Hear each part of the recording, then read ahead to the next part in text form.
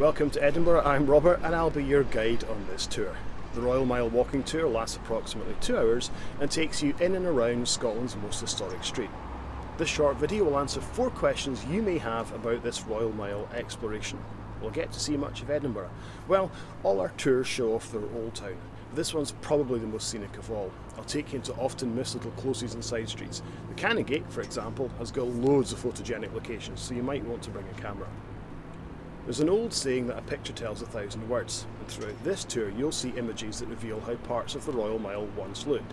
So you'll experience a different perspective on this incredible street. You'll see parts of Edinburgh as they haven't been seen for hundreds of years. Now, I can't get you into a time machine, but I can take your imagination for a wander around the 5 streets which make up the Royal Mile. Is this a boring dates and names lecture? Well, this isn't a tour about dates. It's a story about the people and the events which played out on this street. In the 1950s, a historian said that 2/3 of Scotland's history, not just Edinburgh's history, happened here.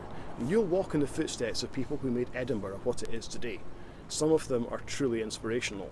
A lot of them are on the more despicable side, which I love, which makes for some very good stories. Is this tour any good?